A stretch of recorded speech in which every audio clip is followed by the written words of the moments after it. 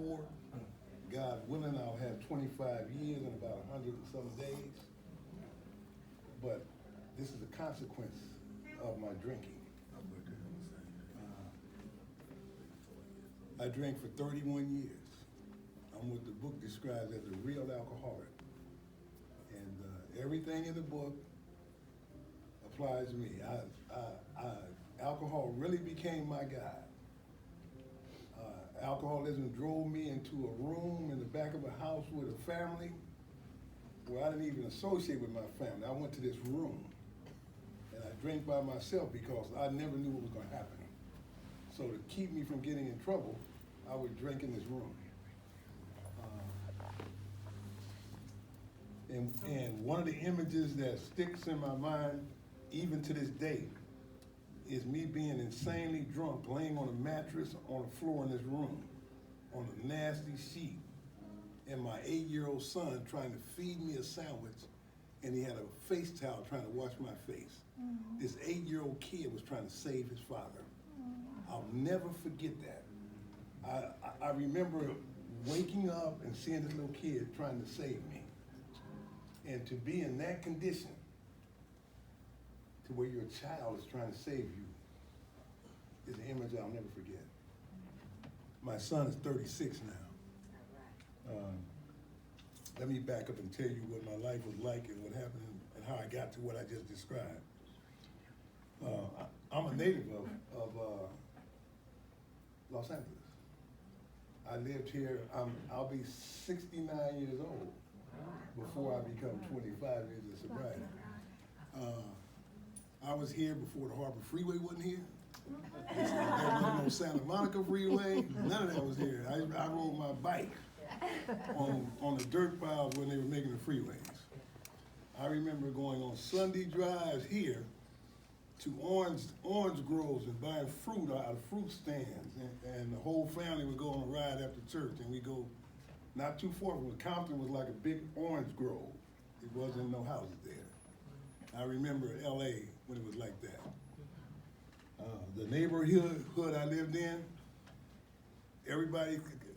we all cut our grass, edge the grass.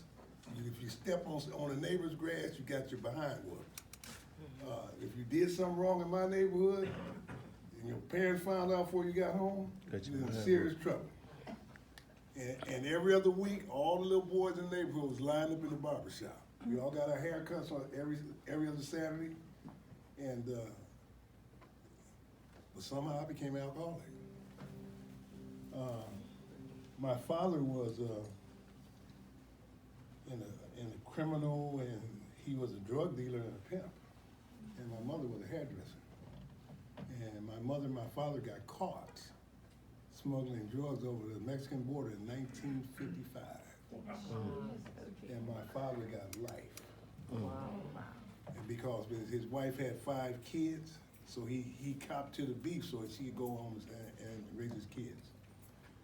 Back in those days, they got out of prison on a life sentence after 7 years. So he came back when I was 12. And my mother was pregnant by another guy. And my mother tried to abort the baby, and she died. She tried to abort the baby with a hanger, clothes hanger.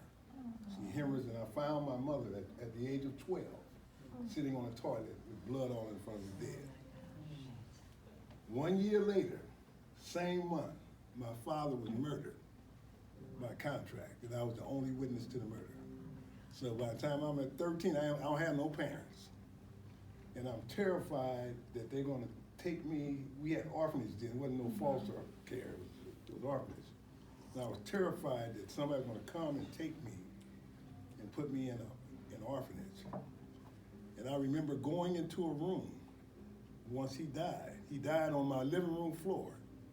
And once he died, I went in the room and I wouldn't come out. I began to sit down emotionally. When this last event happened, fear and hope had left, and I began to shut down. And I was laying in the room, 13 years old, terrified, and saying that if this is what happens to people that believe in God, I'm gonna take care of myself from this point forward. And I went into what we call, I learned when I got here, and a self-will. I ran away at the age of 13 and never came back. I took my first drink when I was 13 years old. We bought 5 quarts. They didn't even have 40 ounces when I started, of Coke 45. I drank the beer, went into a blackout, and got arrested and went to an institution. The very first time I ever took a drink. I ended up in juvenile probation camp for a year. First time I ever took a drink. Straight to the institution.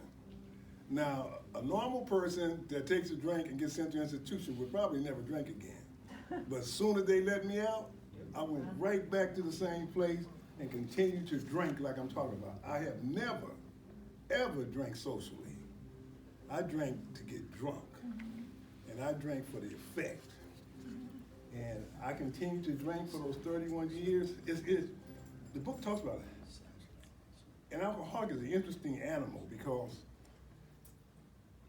I turned out to be, even though I was an alcoholic when I was 18 years old. In high school, I was an alcoholic.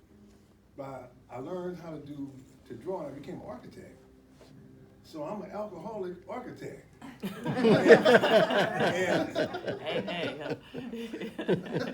that was sort of a curse because I had the ability to make money, but I used all the money to drink. So it was like a curse. And I was a full-blown alcoholic, and I'm designing houses and building stuff, and everybody considers me to be one thing, but I'm completely something else. So I began to be at a double life.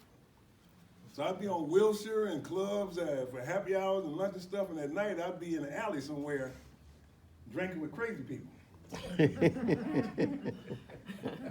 And I was more comfortable with crazy people. That's right. But the crazy thing about alcoholism and me is when I'm with the crazy people, I think I'm better than them. And when I'm on Wilshire, I think they're better than me. Yeah, Leslie. So I couldn't find exactly where I fit. And I didn't fit anywhere. So I continued to drink, and I got married to a minister's daughter. And I'm a full-blown alcoholic. And I had two children by her. And she became an alcoholic too. As a matter of fact, she's still an alcoholic right now. My alcoholism has major effects on a lot of people. I was talking to my friend coming here. I have a daughter that my alcoholism affected her, and she's probably 40-something years old. Me and her cannot, she blames me for her life. You ruined my life. And I tried to buy her, I bought her houses and cars and furniture and everything she wanted, and whenever I stop, it's like, you're the reason that I'm like this. Mm-hmm. She blames me for her life. And I was telling my friend, and I learned in Alcoholics Anonymous that I did the best I could with what I had. But anyway, I drank, alcohol became my God. The same woman and the children, I came home one day, I got tired of trying to play like I was gonna be her husband and the father of them kids. Alcohol was taking over my life.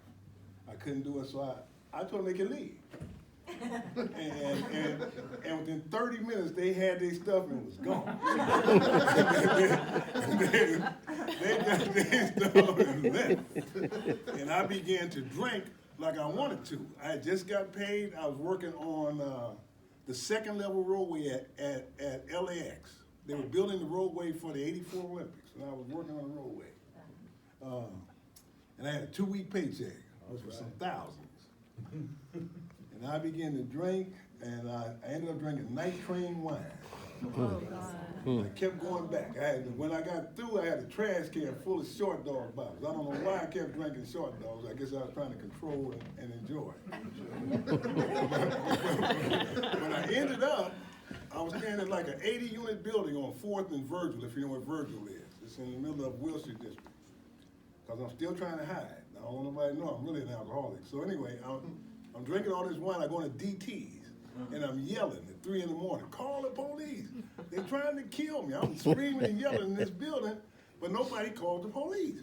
because they know it's me. It's the same guy, that's that same guy down there that goes in and out all night and howls and screaming. So nobody paying attention to me. So I pass out.